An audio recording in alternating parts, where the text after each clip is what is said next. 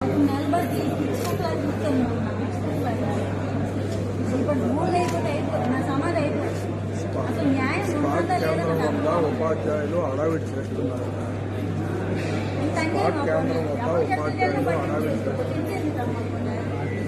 ఏడ్చారు అంటారు, గట్టి మాట్లాడారు అంటారు.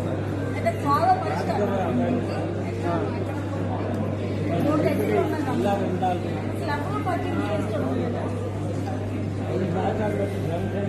తెలుసుకోవద్దమ్మా. ఇది న్యాయం అన్యాయం అని లోకంలోనమ్మా. అసలు అప్పుడు పట్టింపు చేసుకుంటుందమ్మా.